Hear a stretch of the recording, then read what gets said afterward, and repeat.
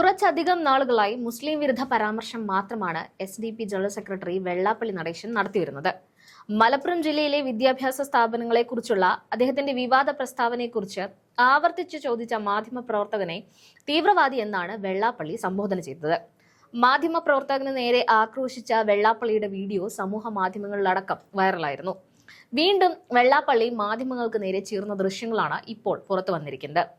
മുൻപ് ചോദ്യം ചോദിച്ച മാധ്യമപ്രവർത്തകനെ എന്തിന്റെ അടിസ്ഥാനത്തിലാണ് തീവ്രവാദി എന്ന് വിളിച്ചതെന്ന് ചോദിച്ച മറ്റൊരു മാധ്യമപ്രവർത്തകനോട് കൂടുതൽ കസറണ്ട, മിണ്ടാതിരിക്കാൻ പറഞ്ഞ് മൈക്കെടുത്ത് എറിയാൻ ശ്രമിക്കുന്ന ദൃശ്യങ്ങളാണ് ഇപ്പോൾ പുറത്തു വന്നിരിക്കുന്നത്.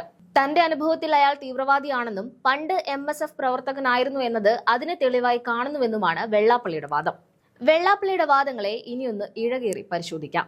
മുസ്ലിം സമുദായം SNDPയുടെ വളർച്ചയെ തടയുന്നു എന്ന വെള്ളാപ്പള്ളിയുടെ ആരോപണത്തിന് ചരിത്രവുമായി യാതൊരു ബന്ധവുമില്ല എന്നതാണ് വസ്തുത.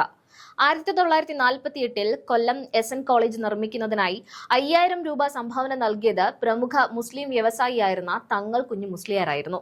അന്നത്തെ കാലത്ത് അതൊരു വലിയ തുക തന്നെയായിരുന്നു.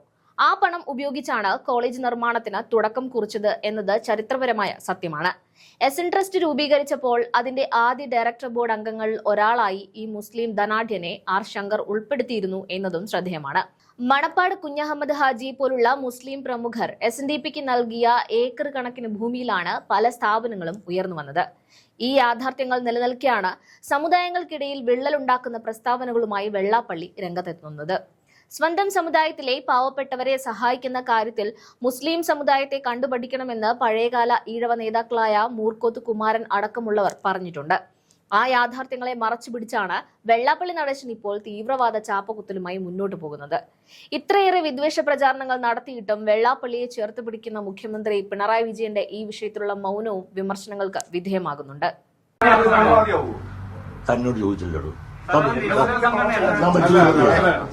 ഒരാൾ ചോദിച്ചാൽ അത് എന്റെ അനുഭവത്തിൽ അതുണ്ട്, അത്ര മാത്രമല്ല. ഇനി കൂടുതൽ അതിനെ പറ്റി ചോദിക്കാം.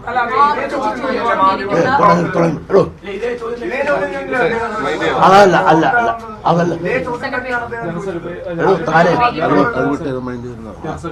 നിങ്ങൾ ചോദിച്ചാൽ മതി.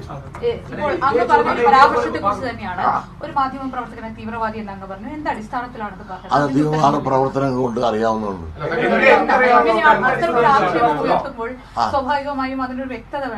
അതിപ്പോ അത് വ്യക്തമാക്കേണ്ട സമയത്ത് ഞാൻ വ്യക്തമായിക്കൊള്ളാം. പ്രവൃത്തി കൊണ്ടാണ് അറിയുന്നത്. അതെ, തീവ്രവാദി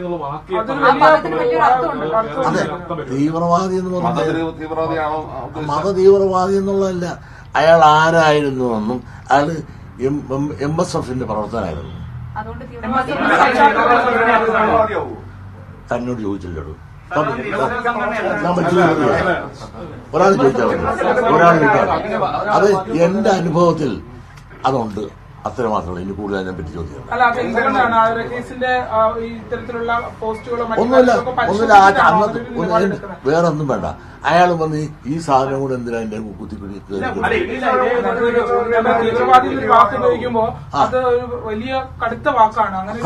കടുത്ത വാക്കാണെന്ന് നിങ്ങൾക്ക്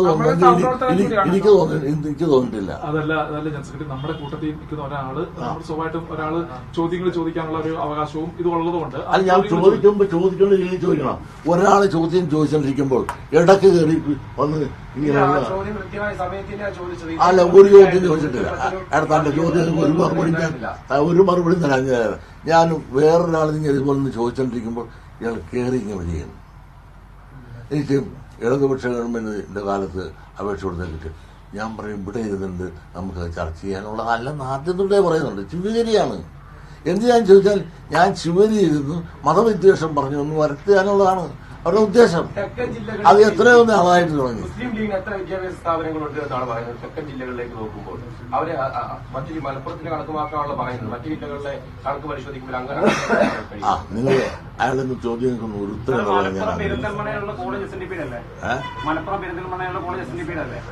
ഞാനത് പറഞ്ഞില്ല. എയ്ഡഡ് അല്ല, അൺഎയ്ഡഡ് ആണ്. അത് പറഞ്ഞില്ല. അൺഎയ്ഡഡ് കോളേജ് ഒരെണ്ണം സ്വാശ്രയം നമ്മുടെ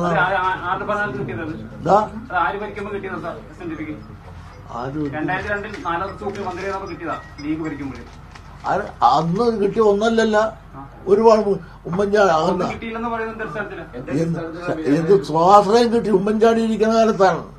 ഉമ്മൻചാണ്ടിയുടെ കാലത്ത് 13 ഉമ്മൻചാണ്ടി ഇരിക്കുന്ന കാലത്ത് 13 തന്നിട്ടുണ്ട്. ലീഗിനെ പറ്റി പറയുമ്പോൾ ചൊറിയണെന്താണ്, ലീഗിനെ പറ്റി പറയാൻ കാര്യമുണ്ട്. നിങ്ങൾ നാളുകൂടെ കേൾക്ക്.